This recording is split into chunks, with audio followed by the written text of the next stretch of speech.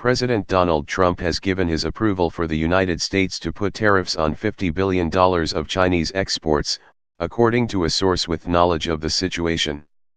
An official announcement is expected on Friday.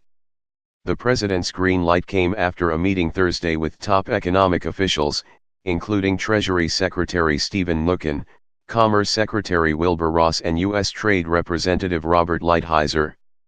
The move represents a serious escalation of trade tensions between the world's two largest economies, just as Trump has also picked fights with allies Canada, Mexico, and the European Union over steel and aluminum. It was first reported by Bloomberg. Beijing previously said it would respond to American tariffs on $50 billion worth of Chinese exports with retaliatory tariffs on $50 billion of U.S. products such as cars, planes, and soybeans. For months, Trump has slow-walked threats of tariffs against China as punishment for intellectual property theft. He first announced that the United States would impose trade penalties on about $50 billion of Chinese goods in March.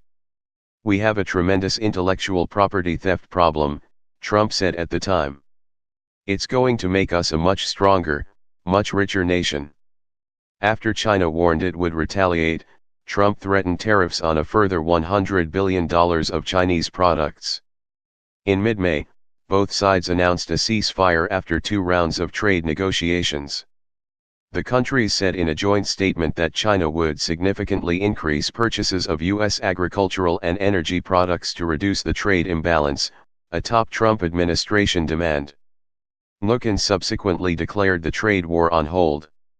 10 days later, the White House abruptly said it would proceed with the tariffs, along with new limits on Chinese investments in the United States.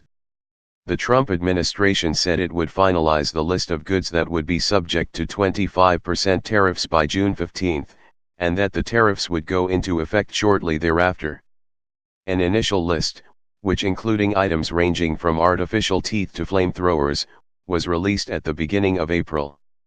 A further round of trade talks in Beijing earlier this month failed to yield any breakthroughs. On Thursday, Chinese Foreign Ministry spokesman Geng Shuang reiterated that China would not honor its pledge to increase purchases of U.S. goods if tariffs were imposed. IMF chief warns U.S. about trade deficits. The Trump administration last week cut a deal with Chinese telecommunications firm ZTE, STCOF, to end a crippling ban that prevented the company from buying American parts. ZTE's fate had become entwined in the trade talks. But the agreement to save the company has faced resistance from lawmakers in Congress, who argue the ban should stay in place because ZTE allegedly poses a security threat. Trump's decision to move forward with tariffs on China follows his recent imposition of steep tariffs on steel and aluminum imports from Canada, Mexico, and the European Union on national security grounds. Those penalties have been met with consternation by world leaders, and led to a fraught G7 meeting with Canada, France, Germany, Italy, Japan, and the United Kingdom last weekend. After the G7 summit, Trump sent out an angry pair of tweets in which he slammed Canadian Prime Minister Justin Trudeau as very dishonest and weak, and ordered U.S. representatives not to sign a joint communiqué with the G7 leaders. The European Union and Canada have said they will enact retaliatory tariffs starting in July. Mexico has already retaliated with its own tariffs on U.S. goods.